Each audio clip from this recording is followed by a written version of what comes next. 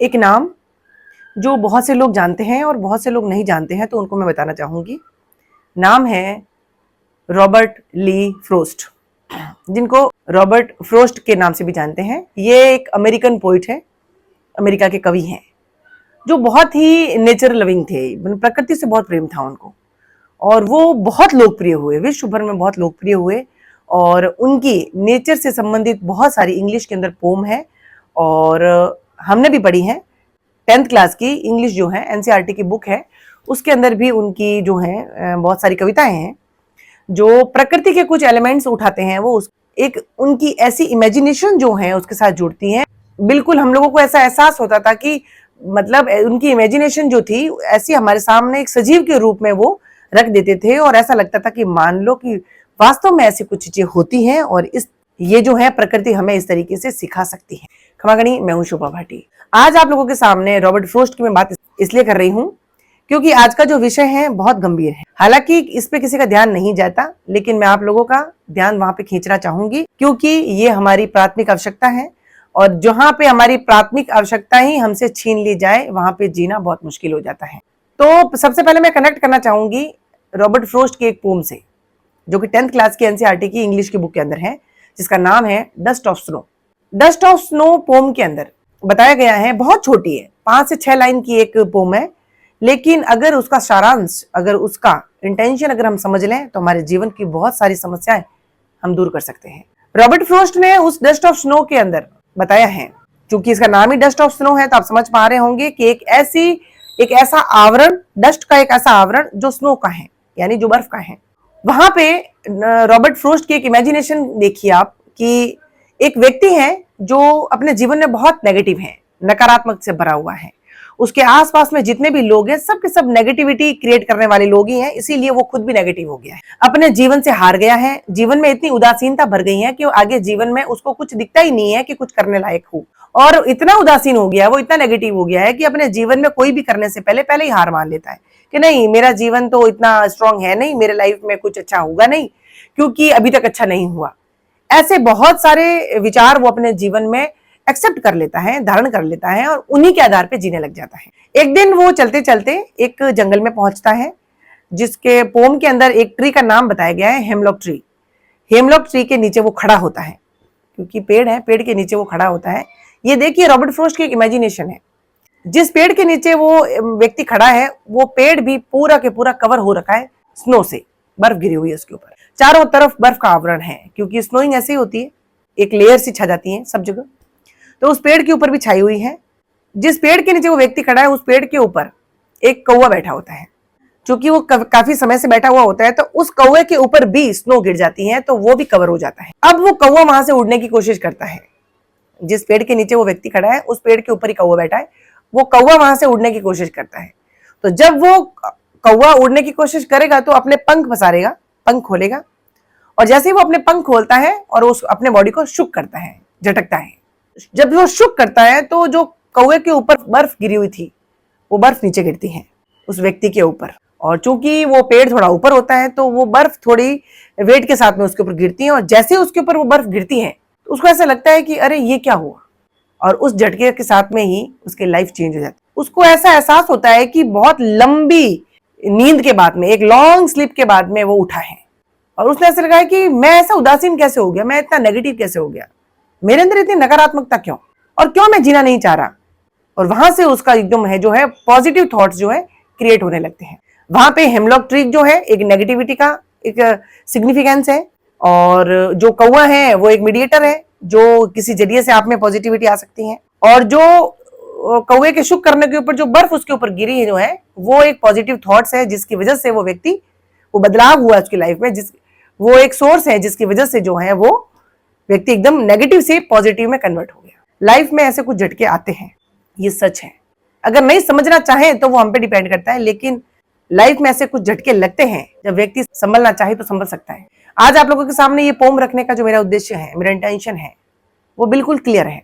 आज हम लोगों के आसपास भी ऐसे कुछ मास्टरमाइंड लोगों ने एक ऐसी नेगेटिविटी क्रिएट कर दी है, एक ऐसा आवरण बिछा दिया है, जिससे हम लोग बाहर नहीं निकलना चाहते, बाहर नहीं निकल पा रहे। और निकल पा रहे क्यों? हम लोग निकलना ही नहीं चाहते, हम लोग सिर्फ प्रिटेंड कर रहे हैं, एक ऐसी कोशिश कर रहे हैं जो कभी साकार नहीं होगी। क्योंकि हम लोग अपने दिमाग से नहीं सोच रहे हैं। हम लोग कठपुतलियां बने हुए हैं कुछ लोगों की सोच की, बस लोगों के सामने प्रिटेंड कर रहे हैं कि we all are educated people and हम लोग अपना जीवन अपने हिसाब से जी रहे हैं। बिल्कुल नहीं ऐसा। हम लोग दोहरा जीवन जी रहे हैं, दोहरी जिंदगी जी रहे हैं। हमारे भीतर, हमारे आंतरिक रूप में, हमारे अंदर कुछ और ही चल रहा है। बहुत सारी समस्याओं से जूझ रहे हैं, बहुत सारी नकारात्मकता भरी हुई है, बहुत सारा अलगाव भरा हुआ है, बहुत सारी नफरत भरी हुई है। और बाहर हम लोगों के सामने सबको ये समझाने की कोशिश कर रहे हैं वी ऑल आर हैप्पी, हम खुश हैं, हम अपने जीवन से बहुत संतुष्ट हैं। हालांकि हम संतुष्ट है नहीं, लेकिन लोगों को दिखा रहे हैं। बस ये कि लोगों को दिखाने में, लोगों को दिखाएं, लोग ये ना सोचे, लोग ये ना समझे, ये दिखाने में पूरा जीवन जो है इतनी तेज रफ्तार से हमारे हाथ से निकलता जा रहा है कि उसका हमें अंदाजा नहीं है। और वो मास्टरमाइंड लोग जिसने ऐसा आवरण हमारे चारों तरफ जो है फैला दिया है, वो लोग अपना जीवन इतना आराम से जी रहे हैं मानो कि हमारे कर्ता धर्ता वही हो।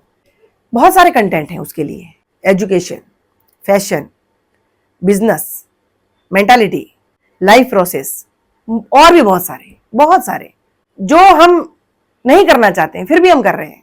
हम अंदर से नहीं करना चाहते हैं उसको, फिर भी हम कर रहे हैं क्योंकि हमें लोगों को बताना है। कैसे, थोड़ा सा एक एग्जांपल से आपके सामने प्रूव करना चाहूंगी। और आशा करती हूं कि जिस तरीके से उस व्यक्ति के ऊपर बर्फ गिरी, कौवे के शुक करने पे यानी झटकने पे वो बर्फ इसके ऊपर गिरी और वो जग गया कि अरे मैं क्या कर रहा हूं, मैंने अपना कितना अमूल्य समय बर्बाद कर दिया सिर्फ और सिर्फ नेगेटिव थॉट की वजह से, सिर्फ और सिर्फ ऐसे एनवायरनमेंट की वजह से जो मेरे आसपास क्रिएट किया गया। आशा करती हूं कि ऐसा बदलाव आपकी लाइफ में भी आए। जिस तरह उस कौवे ने शुक किया और उस व्यक्ति के जीवन बदलाव आया, आशा करती हूं कि मैं भी कुछ ऐसे कटु शब्द आप लोगों के सामने बोलूं कि आपका जीवन भी नकारात्मकता से सकारात्मकता में बदल जाए, नेगेटिव से पॉजिटिव हो जाए और आप लोग जो दोहरी जिंदगी जी रहे हैं उससे बाहर निकल जाए और आपको समझ में आ जाए कि हम वास्तविकता में क्या कर रहे हैं और हमें करना क्या चाहिए। एक एग्जाम्पल आप लोगों के सामने, बहुत सारे कंटेंट ऐसे जिनको सिर्फ और सिर्फ कुछ लोगों ने हैंडल किया हुआ है, उसमें से एक कंटेंट आप लोगों के सामने रखना चाहूंगी और आपको समझाना चाहूंगी, वो है एजुकेशन। आज इस मार्केट के अंदर, पूरे दुनिया भर के अंदर कुछ मास्टरमाइंड लोगों ने, जिन्होंने लोगों की मानसिकता को पढ़ लिया है कि आज के समय में लोगों की आवश्यकता क्या है, प्राथमिक आवश्यकताएं क्या है। प्राथमिक आवश्यकता यही है रोटी, कपड़ा और मकान। अब रोटी में भी कंपटीशन कर दिया, कपड़ों में भी, फैशन में भी कंपटीशन कर दिया और मकान यानी हमारे सरवाइव करने के लाइफ स्टाइल के अंदर भी बहुत सारा कंपटीशन कर दिया। आज हम लोग सिर्फ और सिर्फ एक ऐसी दौड़ के अंदर दौड़ रहे हैं जहां हम नहीं दौड़ना चाहते। ये हमारी सांसें फिक्स है, जीवन जो भगवान ने दिया है वो फिक्स है, उसको हमें आराम से जीना है, अपनी सोच के अकॉर्डिंग जीना है। हमें इस दुनिया के अंदर कैसे जीना है, हमारे लिए क्या सही है क्या गलत है, वो सोचने के लिए ईश्वर ने हमें बुद्धि दी है। लेकिन दुर्भाग्य है हमारा कि हमारी उस बुद्धि के ऊपर रस्टिंग आ गई है, एक लेयर सी छा गई है, किसकी, जंग की। क्योंकि किसी भी पुर्जे को, किसी भी मशीन को अगर आप काफी टाइम तक यूज नहीं करेंगे तो उसके ऊपर रस्टिंग आ जाती है, एक लेयर छा जाती है जो धीरे धीरे उसको सड़ाने का काम करेगी। हम जानते हैं ना कि लोहा कितना स्ट्रांग होता है, हम नहीं तोड़ सकते उसको, लेकिन अगर उसको कोई तोड़ सकता है तो उसी की जंग तोड़ देती है, उसको सड़ा देती है, पूरा बिल्कुल बेकार कर देती है। उसी तरह से जिस व्यक्ति को इस धरती के ऊपर भगवान ने जन्म दिया है उसको कोई हरा नहीं सकता। अगर उसको कोई हरा सकता है तो उसकी खुद की सोच उसको हरा सकती है। और वो काम किया है कुछ लोगों ने, मास्टरमाइंड लोगों ने, और उन्होंने हमारे आसपास में ऐसी नेगेटिविटी क्रिएट कर दी है जिसमें हम सब लोग फंस चुके हैं। एजुकेशन का मैंने आप लोगों को इसलिए कहा कि उसके माध्यम से एक कंटेंट है, ये ऐसे हजारों कंटेंट हमारे सामने है जिसके अंदर हम लोग इतने डे बाय डे ट्रैप होते जा रहे हैं, फंसते जा रहे हैं। लेकिन एक कंटेंट मैं आप लोगों को बताना चाहूंगी, एजुकेशन। आज शिक्षा को हमने कितना क्रिटिकल बना के रख दिया है, आप देख रहे हैं। आज एक बच्चा जो 5 से 10 किलो का बोझ डेली अपने कंधे के ऊपर उठा के लेके जा रहा है, आपको अगर ये जानना हो कि शिक्षा का क्या स्तर है हमारे देश के अंदर, आप स्कूल जाते हुए 20 से 30 बच्चों को रोकिए और उसमें ईमानदारी से एक क्वेश्चन करिए कि बच्चे, आप लोग जो इतना बन ठन के स्कूल जा रहे हैं, इतना बड़ा हैवी बैग लेके जा रहे हैं, इतनी सारी इसके अंदर बुक्स हैं, आप जा रहे हैं, अर्ली इन द मॉर्निंग उठे हैं, आप स्कूल जा रहे हैं, आप में से कितने ऐसे बच्चे हैं जो वास्तविक रूप में दिल से स्कूल जा रहे हैं और पढ़ना चाह रहे हैं? मुश्किल से 1 या 2 हाथ खड़े होंगे, उसमें से बाकी सब बच्चे इस चीज को डिनाई कर देंगे कि हमें नहीं जाना है। पता है क्यों? क्योंकि हमारे आसपास में एक एजुकेशन को लेके एक ऐसा कंपटीशन तैयार कर दिया गया है कि जिस बच्चे के 10 में से 9 या 8 नंबर आते हैं वो जीनियस है, बाकी सब डफर है। अब वो 8 और 9 नंबर लाने के लिए सिर्फ और सिर्फ कुछ चैप्टर्स बच्चों का भविष्य निर्धारित कर रहे हैं। अब आप सोचिए, और ये सोच किसने क्रिएट की? जो बच्चा मैथ्स में अच्छा नहीं है वो इंग्लिश में अच्छा हो सकता है, जो इंग्लिश में अच्छा नहीं है वो हिंदी में अच्छा हो सकता है, जो हिंदी में अच्छा नहीं है वो संस्कृत में अच्छा हो सकता है, या फिर जो बिल्कुल पढ़ाई में बिल्कुल अच्छा नहीं है वो खेलकूद में अच्छा हो सकता है। और भी टैलेंट हो सकते हैं उसके अंदर। जीवन का सिर्फ और सिर्फ पूरा निचोड़ एक पे लाके रख दिया गया कि मार्कशीट के अंदर जिसके 90% है दे ऑल आर जीनियस, बाकी सब फेलियर है। अब वो डर ना बच्चों के जहन में बैठ गया है। आप लोगों के आसपास में एक ऐसा आवरण क्रिएट कर दिया गया है। मैं बीच में बताना चाहूंगी, मैं भी एजुकेशन लाइन में हूं। I run my own school, मैं अपना खुद का विद्यालय रन करती हूँ। मैं प्रोफेशन में टीचर हूं। उसके बावजूद भी ये सच्चाई आप लोगों के सामने रखना चाहूंगी, क्योंकि कहते हैं कि एक शिक्षक जो होता है इस देश का विधाता होता है। एक शिक्षक बच्चों का भविष्य का निर्माण करता है। और अगर हमारे आसपास में अगर ऐसे शिक्षक होंगे, ऐसी शिक्षा पद्धति होगी, तो हमारा देश आगे बढ़ना तो छोड़िए कहीं का भी नहीं रहेगा। आज जिस स्कूल के अंदर आप 1 लाख 2 लाख 3 लाख फीस भर रहे हैं और आप बच्चों को ये रियलाइज कराने हैं कि हम तेरे को टॉपेस्ट स्कूल के अंदर पढ़ा रहे हैं, कभी बच्चे को टटोल के पूछिए आप, क्या वो बच्चा इस स्कूल में जाना चाहता है? आपने इतनी सुख सुविधाएं दे दी उस बच्चे को, ऐसी गाड़ी दे दी, ऐसी रूम्स दे दिए, इतने इंग्लिश बोलने वाले टीचर्स दे दिया आपने, ऐसा एनवायरमेंट दे दिया, इतना प्ले जोन दे दिया, सब कुछ देने के बावजूद भी आप बच्चे से पूछिए, are you want to go school? क्या तुम स्कूल जाना चाहते हो? क्या तुम पढ़ना चाहते हो? वो कहेगा नहीं। क्या चाहता है बच्चा? बच्चा चाहता है आपके साथ टाइम स्पेंड करना, बच्चा चाहता है आपके साथ सोना, बच्चा चाहता है आपके साथ खाना खाना, बच्चा चाहता है आपके साथ में लॉट ऑफ गॉसिप करना, गप्पे मारना, आपके कंधों पे बैठना, आपको घोड़ा बना के उसके ऊपर बैठना। उसको कुछ नहीं चाहिए प्ले जोन, कुछ नहीं चाहिए।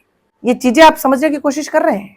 धीरे धीरे आप लोगों के सामने ही आपके बच्चों का बचपन खाया जा रहा है, आपके बच्चों का लड़कपन खाया जा रहा है, आपके बच्चों की जवानी खाई जा रही है। और ये सब खाते खाते बुढ़ापा तो वैसे ही खा रहे हैं, क्योंकि लाइफ में अगर कुछ चीजें भर दी गई हैं तो वो भर दी गई हैं कंपटीशन, स्पर्धा, हर चीज में स्पर्धा। कोई बच्चा अगर पड़ोस का बच्चा अगर 80,000 की फीस में जा रहा है तो मेरा बच्चा 1 लाख रुपए फीस वाली में जाना चाहिए। कोई पेरेंट अगर अपने बच्चों के ऊपर 10 से 20,000 रुपए खर्च कर रहा है तो मैं उसके ऊपर 50,000 रुपए खर्च करूंगा।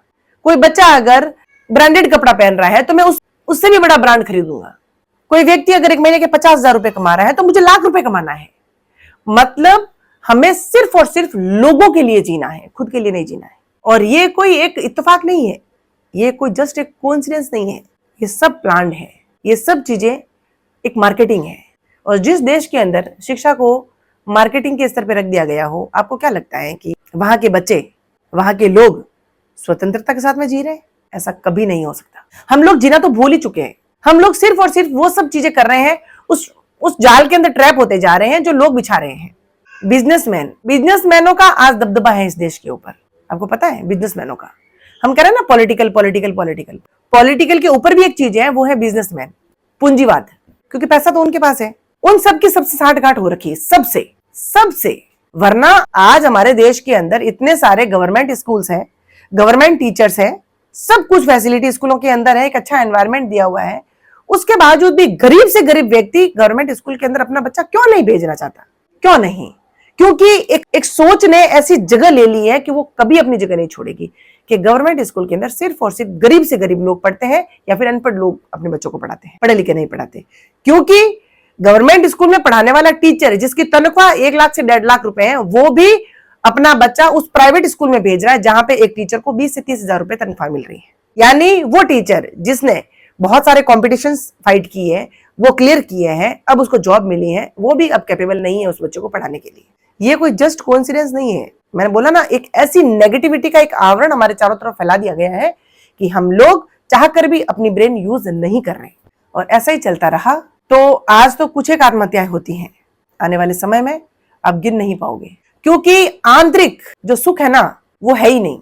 आज अगर एक 2nd क्लास का बच्चा भी अगर आपको ये कह रहा है कि मैं 6 घंटे सिर्फ और सिर्फ इस स्कूल के अंदर इसलिए जा रहा हूं क्योंकि मेरे पेरेंट्स मेरे को भेज रहे हैं, अब आपको क्या लगता है वो बच्चा कल को IPS ऑफिसर भी बन गया, RAS बन गया, IAS बन गया, जो कुछ भी बन गया, वो खुश रह पाएगा? जिसका बचपन छिन गया हो, जिसका लड़कपन छिन गया हो, जिसने अपना जीवन जिया ही नहीं हो, जिसको लगता हो कि मैं सिर्फ एक रोबोट हूं, मेरा सिर्फ इस्तेमाल किया जा रहा है, क्या लगता है आपको वो आपके प्रति कभी सकारात्मक हो सकता है? वो कभी नहीं होगा, वो नेगेटिव ही रहेगा आपके। आप उसके ऊपर लाखों रुपए खर्च कर रहे हैं, उसके बावजूद भी वो कभी आपसे प्यार नहीं कर पाएगा, आपसे कभी अटैच नहीं हो पाएगा, क्योंकि उसने अपना जीवन जिया ही नहीं। ये एक नेचुरल चीज होती है, ये किसी को आप किसी को कुछ दे नहीं सकते। नेचुरल चीज आप किसी को नहीं एहसास करवा सकते। नेचुरल अपना आप होता है, नेचुरल का मतलब भी प्राकृतिक होता है, जो प्रकृति देती है। इसीलिए ये नेगेटिव आवरण हमारे आसपास में छाया हुआ है। मैंने बोला ना, बहुत सारे क्षेत्रों में, बिजनेस के अंदर भी ऐसा फंस जाता है व्यक्ति अंदर, ऐसा फंस जाता है, धीरे धीरे धीरे धीरे ऐसा ट्रैप हो जाता है कि एक स्टेज पे उसको ऐसा लग जाता है कि अरे अब मैं क्या करूं, अब तो मेरे ऊपर इतना पैसा हो गया, बस अब ये पैसा चुकाने की मेरी हिम्मत नहीं है, मैं मर जाता हूँ, खत्म कहानी। और ऐसे बहुत आए दिन हम लोग कैसे सुन रहे हैं। एक बच्चा जिसके ऊपर आपने लाखों रुपए खर्च किए और आपका सपना था कि वो बच्चा आईपीएस ऑफिसर बने, वो बन भी गया। अब तो पैसा, शोहरत, मान सम्मान, ऐशो आराम सब कुछ है, उसके बावजूद भी वो आत्महत्या क्यों कर रहा है? क्यों इतना पढ़ा लिखा होने के बावजूद भी इतना कमजोर है कि वो मरने की सोच रहा है? पता है क्यों? क्योंकि आंतरिक सुख नहीं है, अंदर का सुख नहीं है। सिर्फ और सिर्फ लोगों को दिखाने वाला सुख हम लोग भोग रहे हैं, आंतरिक सुख हमें है ही नहीं। आशा करती हूं कि आप लोगों को जो समझाने की कोशिश कर रही हूं आपको समझ में आएगा। आप भी उस व्यक्ति की तरह कन्वर्ट हो जाइए नेगेटिव से पॉजिटिव में, और अपनी ब्रेन यूज करके सोचिए कि हमें हमारे जीवन में क्या करना है। और जितने हम लोग अपने लाइफ को डिफिकल्ट समझ रहे हैं, जितना क्रिटिकल बना रहे हैं, क्या ये हमारा जीवन इतना क्रिटिकल है? नहीं है, बिल्कुल नहीं है। हमारे अकाउंट में अगर कुछ 1000 रुपए पड़े हैं तो पड़े हैं ना, हम जिंदा हैं और कमाएंगे। सिर्फ ये सोच के कि उसके अकाउंट के अंदर इतने लाख है और मेरे अकाउंट के अंदर कितने हजार है, तो क्या फर्क पड़ता है? कल आपने लाख भी कमा दिया तो वो करोड़ कर देगा, फिर उसको आप चेज करने के लिए फिर और आप उसका पीछा करेंगे। क्यों करना? हमारी सुख सुविधाएं हमें मिल रही है, हम आराम से जीवन जी रहे हैं, हमें सुख शांति है, हम चैन से सो रहे हैं, तो हमें और क्या चाहिए? और क्यों हम लोगों का बैंक बैलेंस देखें? क्यों हम लोगों की होड़ करें? हमारा जीवन हमारे हाथ में है, हमारी जिंदगी का रिमोट हम किसी और के हाथ में नहीं देंगे कि वो आगे आगे भागेगा और हम उसके पीछे पीछे भागेंगे। नेवर। इस लाइफ को क्रिटिकल हमने खुद ने बना रखा है। कुछ मास्टरमाइंड लोग इस देश के अंदर आधिपत्य जमा चुके हैं और अपनी सोच को चारों तरफ क्रिएट कर चुके हैं नकारात्मकता के साथ। और ये जस्ट कोइंसिडेंस नहीं, मैं ऑलरेडी बता चुकी हूँ, ये प्लान है। अपने बच्चों के साथ में खुशहाली के साथ में जिंदगी जिए, अपनी ब्रेन को यूज करें कि हमें क्या करना है, हमें कैसे करना है और हम क्या कर रहे हैं। जिस दिन आपको ये चीज समझ में आ गई, उस दिन देखना ये जीवन आपको कितना आसान लगेगा और ये जिंदगी जीने में आपको कितना मजा आएगा, जो कि आज आप इतनी जोखिम भरी जिंदगी जी रहे हैं। ये क्रिटिकल है नहीं, हमने बना दी है कुछ लोगों की सोच के अनुसार।